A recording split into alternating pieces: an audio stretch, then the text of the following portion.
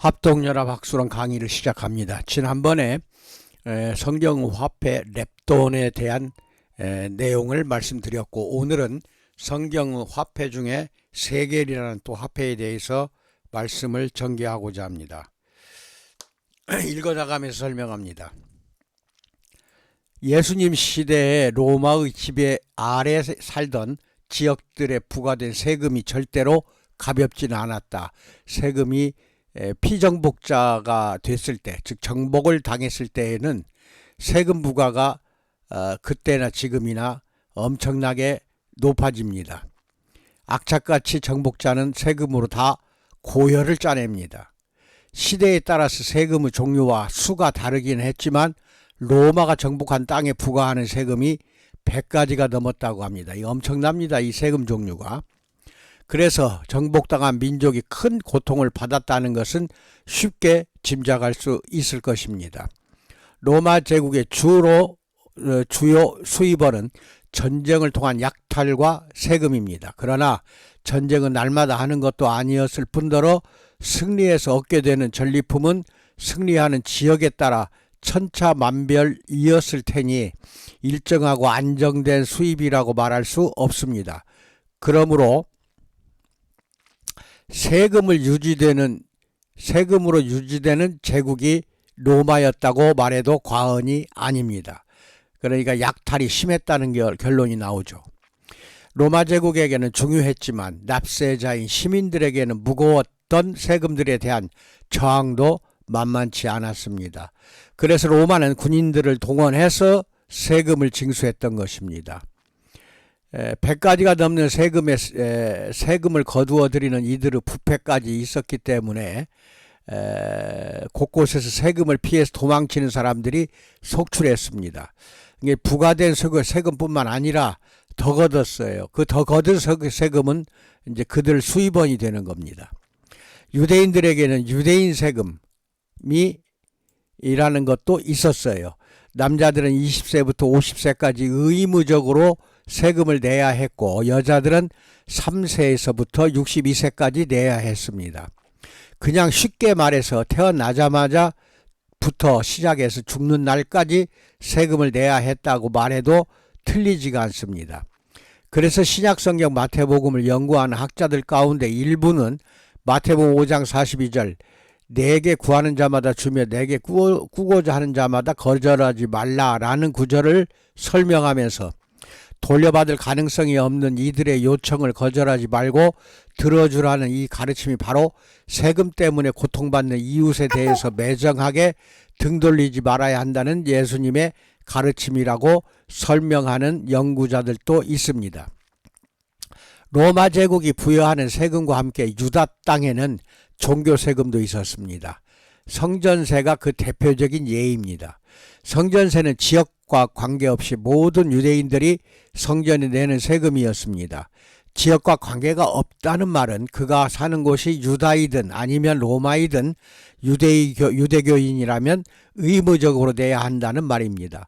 그러나 성전세는 로마의 세금과는 달리 내야 한다는 의무 규정이 있을 뿐 내지 않는 사람들에 대한 강제 징수 규정이 없던 것이 성전세였습니다. 강제는 할 수가 없어요. 그래서 예수님 당시에 예루살렘 성전에서 그릇된 제의를 드리고 있다고 생각한 쿰란의 종파들은 성전세를 내는 것을 공개적으로 거부하였고, 그 외에도 성전에 내는 세금을 내지 않은 사람들이 있었습니다. 그래서 쿰란은 도시지역을 벗어나서 사막의 굴 속에서 살면서 성경을 필사하는 그런 여러 가지 일들을 했던 것입니다. 그럼 예수님은 성전세를 내셨을까요? 이제 질문입니다. 가버나움에 이르니 반세계를 받는 자들이 베드로에게 나와 이르되 너의 선생은 반세계를 내지 아니하느냐? 이르되 내신다 하고 집에 들어가니 예수께서 먼저 이르시되 시몬아 내 생각은 어떠하냐? 세상 임금들이 누구에게 관세와 국세를 받느냐? 자기 아들에게냐 타인에게냐? 베드로가 이르되 타인에게이니이다. 예수께서 이르시되 그렇다면 아들들은 세를 면하리라. 그러나 우리가 그들이 실족하지 않게 하기 위해 내가 바다에 가서 낚시를 던져 먼저 오르는 고기를 가져 입을 열면 돈 한 세겔을 얻을 것이니 가져다가 나와 너를 위하여 주라 하시니라.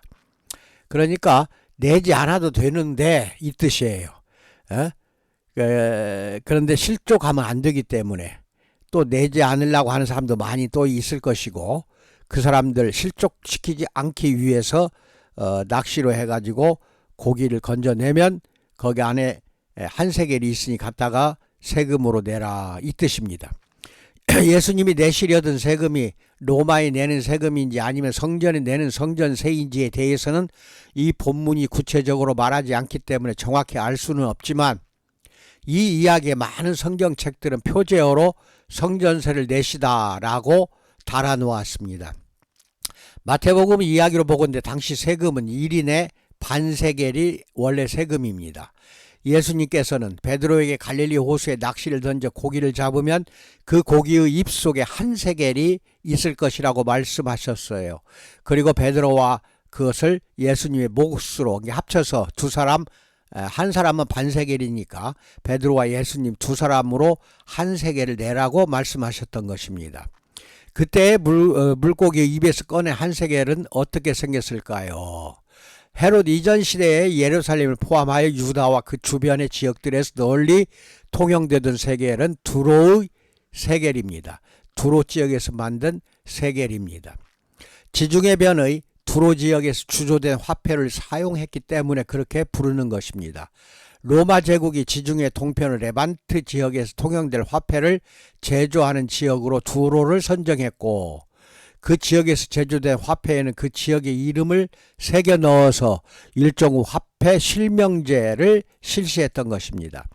그래서 두로에서 제조된 화폐에는 투로 이에라스 카이 아슬로우, 뜻은 두로에서 제작한 거룩하고 신성한 세겔이라는 글귀를 새겨 넣었습니다. 그러다가 헤롯 시대에 와서는 성전 건축과 동시에, 여기서 헤롯 시대라는 것은 헤롯 대왕을 말합니다. 예루살렘에서 화폐를 제작하게 됩니다. 일종의 두로 조폐공사 예루살렘 지청이라는 뜻이 되겠죠. 이것은 헤롯의 외교력의 승리였던 것입니다. 화폐 제조를 통해서 벌어들일 수 있는 경제적인 이득이 막대했기 때문입니다. 두로 조폐공사의 지청이 이제 예루살렘이 된 것이죠. 그렇기 때문에 두로에서 제작한 화폐의 모양을 그대로 차용해야 했습니다. 그러나 예루살렘에 있는 지청에서 만들었다는 것을 표시해 두어야 했으므로 헤롯은 KAF, 크라토스 로마이온, 이런 뜻입니다. 그래서 로마의 힘이라는 글자의 머리 글자 KAFP를 머리 글자로 추가해 놓았습니다. 그리고 그 반대편에는 두로우 세겔처럼 그리스 로마의 신화에 나오는 헤라클레스를 새겨 넣었던 것입니다. 두로에서 만든 세겔보다는 예루살렘에서 만든 세겔이 그 형태가 조금은 엉숭하고 불순물도 조금 더 많이 섞여 있어서 이것을 조잡한 세겔이라는 별명을 얻기도 했습니다. 두로에서 만든 것이 더 순수한 화폐였다는 것입니다. BC 19에서 18년부터 66년 AD입니다. BC 맞아요. 까지 예루살렘과 유다 그리고 그 주변 지역에서 헤롯스 세겔이라고 불리는 이 화폐는 널리 사용되었고, 아마 베드로가 잡은 물고기의 입에서도 헤롯의 세겔, 이런 모양의 세겔이 나오지 않았을까 싶습니다. 이게 그 당시에 이제 세겔입니다. 두로에서 제작한 거룩한, 이런 뜻이고, 그리스 신성한 이 세겔, 이런 뜻이 이렇게 글씨가 써져 있습니다. 그리고 여기에 나오는 글씨는 크라토스 로마이온, 로마의 힘의 머리 글자입니다. KAP라고 써졌어요. 그 다음에 투로우 이에라스 카이 아슬로우, 두로에 제작한 거룩하고 신성한 세겔, 이렇게 새겨져 있고, 뒷면에는 헤라클레스의 얼굴 모습이 나옵니다. 로마 황제 같으네요. 로마 황제의 모습이 나옵니다. 여기까지 말씀드렸습니다.